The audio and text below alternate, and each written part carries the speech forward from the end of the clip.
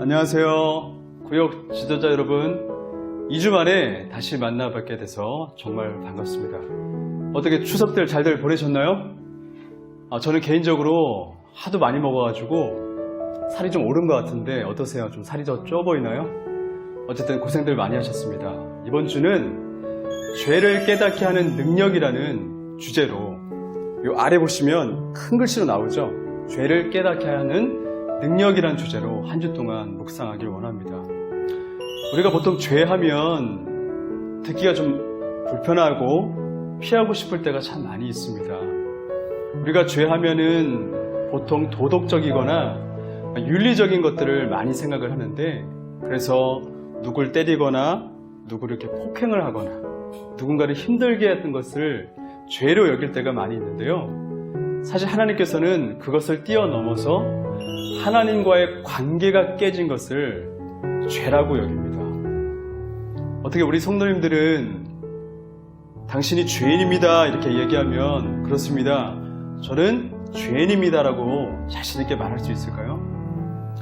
많은 크리스천들이 그렇게 이야기들 하지만 사실 이런 말들은 상투적일 때가 참 많이 있습니다. 자기가 정말 어떤 죄를 지었는지 막 생각해 볼 때가 있어요. 옛날 과거를 돌이키면서 내가 누구를 괴롭혔나? 내가 누구를 때렸나? 내가 뭘 훔쳤나? 이렇게 생각하면서 자신의 죄가 그런 쪽으로 생각할 때가 참 많이 있습니다. 우리가 잘 알고 있는 다윗과 밧세바 사건을 알고 계실 것입니다. 부자가 가난한 자의 양을 취해서 찾아온 손님에게 음식을 대접했을 때 그 나단 선지자가 다윗에게 가서 이런 이야기를 하자 다윗이 뭐라고 얘기하죠? 그 사람 반드시 죽을 자라고 얘기합니다. 그러니까 전형적인 내로남불이에요. 자기가 그 죄를 지었을 때는 완전 범죄라 생각하고 아무도 모를 것이라 생각했지만 하나님을 알고 계셨고 하나님의 선지자를 통해서 나단을 통해서 하나님께서 다윗이 저지른 죄악을 들추어냅니다.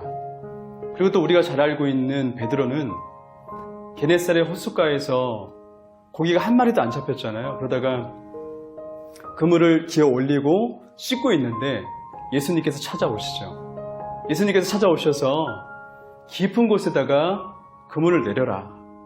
그러니까 베드로가 말씀에 의존하여 그물을 내리겠습니다 하자 어떤 일이 벌어집니까? 그물이 찢어질 정도로 많은 물고기를 얻게 됩니다. 그때 베드로가 영안이 열리면서 나는 죄인으로서이다. 주님, 저를 떠나십시오. 베드로는 그때서야 이 예수님이 하나님의 아들이고 자신은 하나님을 믿지 않는 죄인이라는 것을 깨닫게 되었습니다. 베드로가 성령이 충만하여 사도행전을 보시면 예수 그리스도를 십자가에 못 박혀 죽은 자들을 바라보며 이렇게 말씀을 전합니다. 그런즉 이스라엘 온 집은 확실히 알지니 너희가 십자가에 못 박은 이 예수를 하나님이 주와 그리스도가 되게 하셨느니라 하니라. 그들이 이 말을 듣고 마음에 찔려 베드로와 다른 사도들에게 물어 이르되 형제들아 우리가 어찌할꼬 하거늘. 베드로가 이르되 너희가 회개하여 각각 예수 그리스도의 이름으로 세례를 받고 죄사함을 받으라. 그리하면 성령을 선물로 받으리니. 그렇습니다. 예수 그리스도를 십자가에 못 박혀 죽게 한 자들은 베드로의 설교를 듣고 우리가 어찌할꼬 어떻게 하면 되겠느냐. 그래서 베드로가 주 예수 그리스도를 믿고 세례를 받으라고 주님 앞에 나오라고 이야기하고 있습니다. 우리가 잘 알고 있는 평양 대부흥운동도 죄를 자복하면서 그 땅 가운데 그 마른 황무지 땅 가운데 부흥이 일어난 것을 볼 수가 있었습니다.